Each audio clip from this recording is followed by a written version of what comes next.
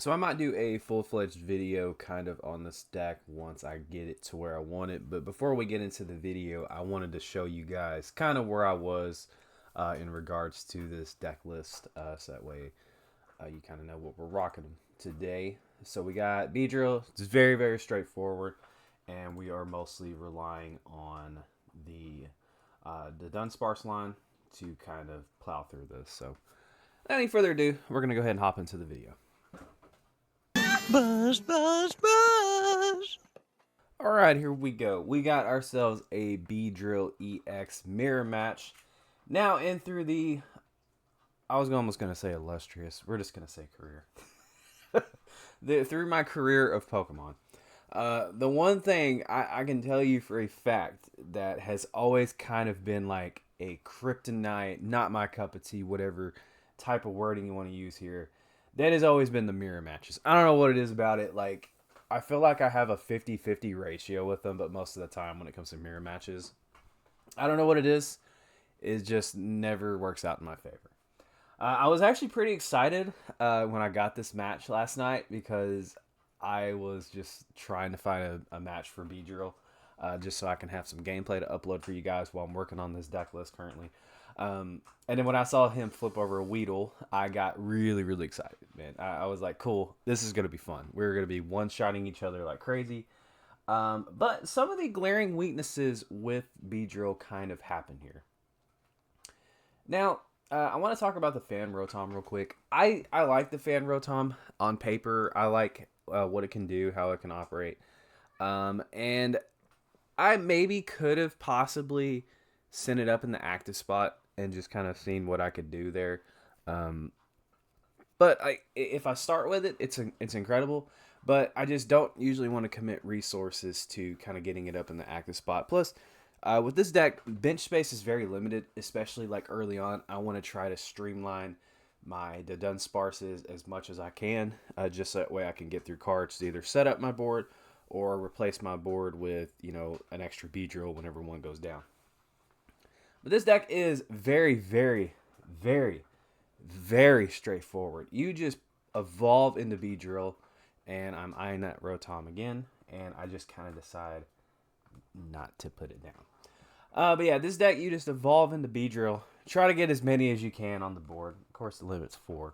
And then you do 110 for each Beedrill. And in some matchups, you need 3. Some matchups, you need 4. I mean, it depends on what you're facing. And that is a perfect segue because my opponent just benched Fezandipity. I almost played the Fezandipity, but again, going back to what I just said, some matchups your board is going to be taken up by 3 Beedrills. Sometimes your board's going to be taken up by 4 Beedrills. And so with the Fezandipity there, you're not really doing anything great. Yes, it's the same thing as the Dunsparce. I mean, you're getting 3 cards. But, I mean, I feel like the Dunsparce kind of removed themselves from the board. They kind of have to attack into the Beedrill. And, that's one of the things that I like about it. As you can tell, I'm not using the olive tree Pokemon, whatever that thing is called.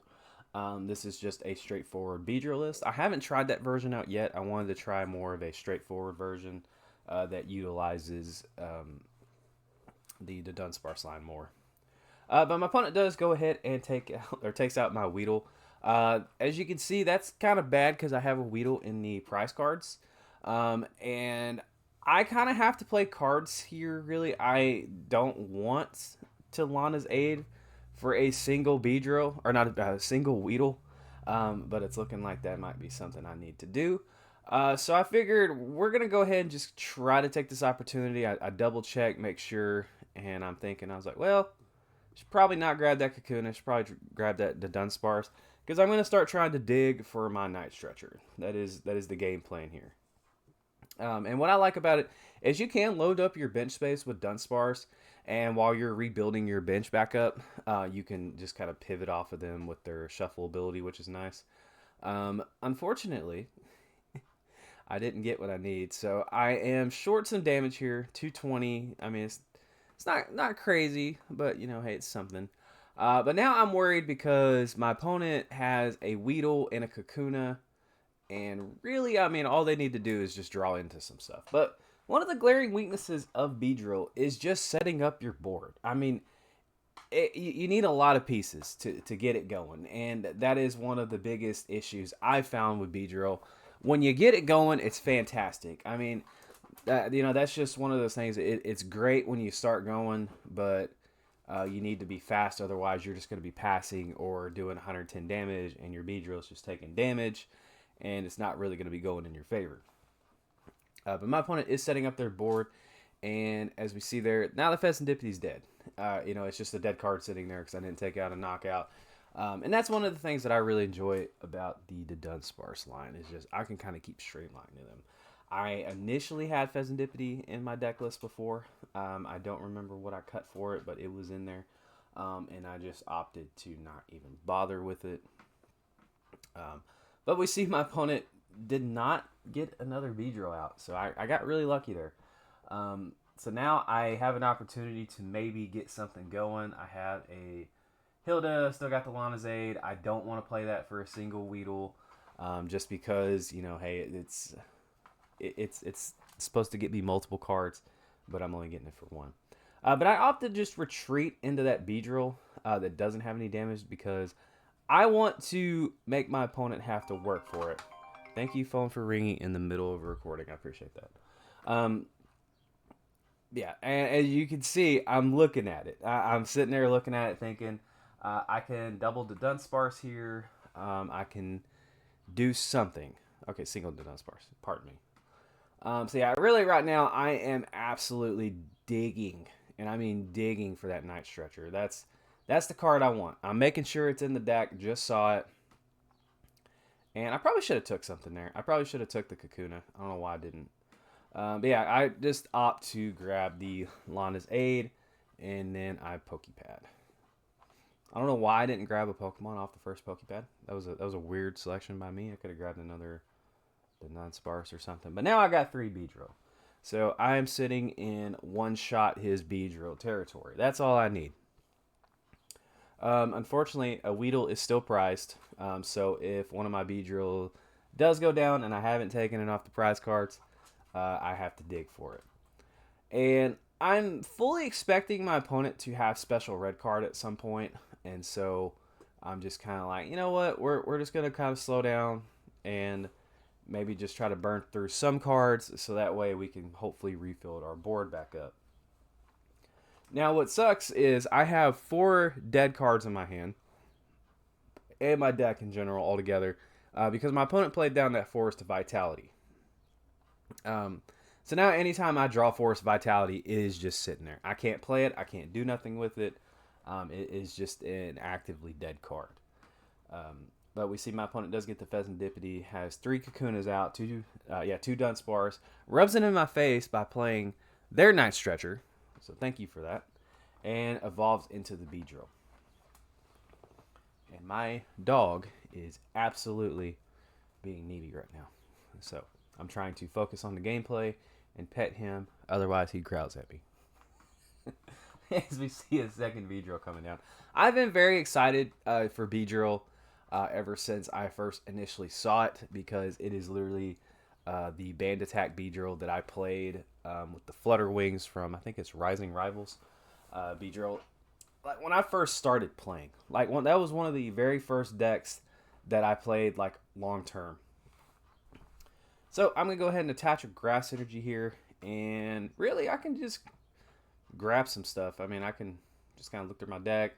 I see that Redeemable Ticket and Night Stretcher in there, so I could have been one of the 2 things I could have grabbed out of my deck, but I didn't. So I just opt for a Beedrill and an Enriching Energy, and actually I take it back. I think this is where I started remembering red card, and I got like a little too overzealous with stuff, and I was like, well, maybe, just maybe I should hold on to stuff. So I just decide to go with the Rumbling Bees. I didn't retreat into the other Beedrill there just because I wanted to hang on to as many resources as I possibly can. That, and I figured, well, maybe I can get another Beedrill out even if I get hit by the special red card. Now I'm fully expecting it, and there it is. That's why I kind of stopped playing stuff. And I draw into bug catching set, dust ball, and a grass, so that's not like the worst. The worst possible thing I could have possibly grabbed. The dusk ball, I was very iffy about it, and I've seen a couple people in Japan trying it, and I was like, you know what, we're gonna try a couple. We're gonna see how it goes. My opponent does play down another Beedrill. So now, I mean, there's 5 cards in hand. They can definitely get another Beedrill out.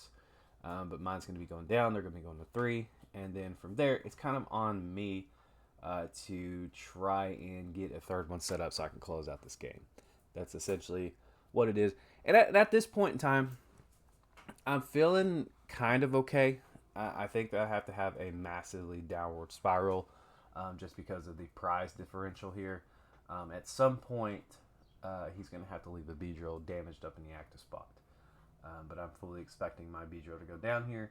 And then from there, it's just kind of on to my lone Beedrill with grass energy. So there we go. My opponent goes down to 3, almost tying it up. And now it's time to rebuild our board. We're going to try to finish this sucker out. And I am opting here. This is like one of the things I'm trying to learn with this deck is like, what do I want to sequence here? That bug catching set was ass. I probably should have drew some cards first before I did that. But I did get a Weedle here off of the dust ball. I decided to opt to go for that. Just because I have the Pokepad in hand so I can draw some stuff if need be.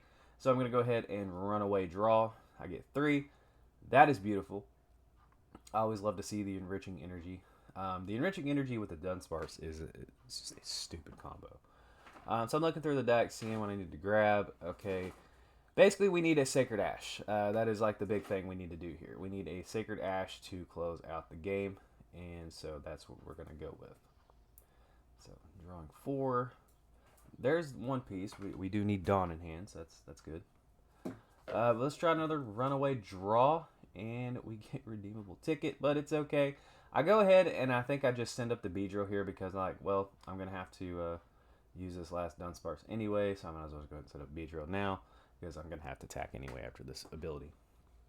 So we're going to do our final Runaway Draw, and on the last possible one, we get the Sacred Ash. So I can just shuffle in my Beedrill line, and then I can just Dawn, grab the 3, and close out the game. My opponent concedes here in just a second. But hope you guys did enjoy the video. If you did, please make sure to give the video a thumbs up. Subscribe to the channel if you're not already subscribed. And I'm going to continue to test with the Beedrill because this is the deck that I'm very, very excited for. But y'all are awesome. Thank you so much. Take care. And I'll catch you in the next one. Don't forget to like, follow, and obey.